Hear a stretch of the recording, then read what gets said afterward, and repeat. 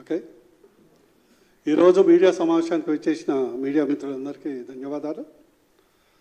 అతి ముఖ్యంగా ఈరోజు ప్రెస్ మీట్ అనేది కలకత్తాలో జరిగినటువంటి చాలా దారుణమైన అత్యాచారం గురించి. మీ అందరికీ తెలుసు, ఆగస్టు 9వ తారీఖు నాడు డ్యూటీలో ఉన్నటువంటి ఒక మహిళా డాక్టరు చాలా దారుణంగా rape, gang rape and murder చేయటమే కాకుండా దాన్ని కప్పిపుచ్చటానికి దీదీ అనే పేరునే భ్రష్టు పట్టిస్తున్నటువంటి మమతా బెనర్జీ దాన్ని కవరప్ చేయడానికి విశ్వ ప్రయత్నం చేస్తే చివరకు హైకోర్టు జోక్యం చేసుకొని ఆ కేసుని సిబిఐకి అప్పచెప్పడం జరిగింది. ఈ సందర్భంగా పలు అంశాలు మీ ద్వారా ప్రజలకు తెలియజేస్తున్నాం.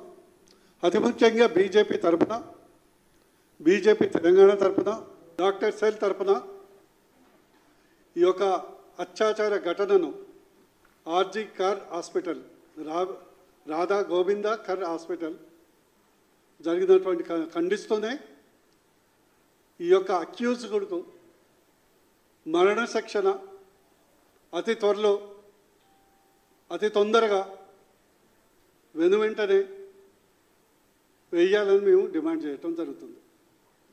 మీ అందరికీ తెలుసు,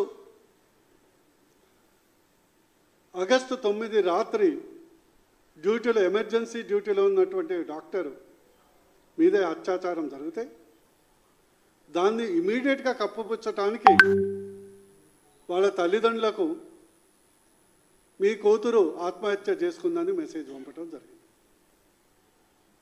అది నెంబర్ 1 క్రైమ్. అంటే రాష్ట్ర ప్రభుత్వం దీన్ని కప్పిపుచ్చటానికి చేసే ప్రయత్నం. నెంబర్ 2, ఇప్పటి వరకు వచ్చినటువంటి ఇన్వెస్టిగేషన్ రిపోర్టు ప్రకారం కేవలం నిందితుడు ఒకరే కాదు, ఇది గ్యాంగ్ రేప్ అని ప్రాథమిక ఆధారాలు దొరుకుతాయి. ఆ డాక్టర్ని గ్యాంగ్ రేప్, గొంతు నిలిమి చిత్రహింస చేసి చంపారని ప్రాథమిక రిపోర్ట్ ఇస్తే కేవలం ఒక వ్యక్తే దీనికి కారణమని దాన్ని మభ్యపెట్టే ప్రయత్నం మమతా బెనర్జీ చేయడం జరిగింది. అదే యావత్ దేశం ఈ సంఘటన పట్ల దుఃఖం వెలిపిస్తూ ఆందోళన తెలియజేస్తే ఆ అంశాన్ని డైవర్ట్ చేయటానికి వేలాది మందితో వచ్చి టీఎంసీ యొక్క కార్యకర్తల ఆ హాస్పిటల్ని ధ్వంసం చేసి ఆ యొక్క క్రైమ్ సీన్ని ధ్వంసం చేయడానికి కూడా అక్కడ ప్రభుత్వం ప్రయత్నం చేయటం ఎంత దారుణమో మీరు ఆలోచించాలి. అదేవిధంగా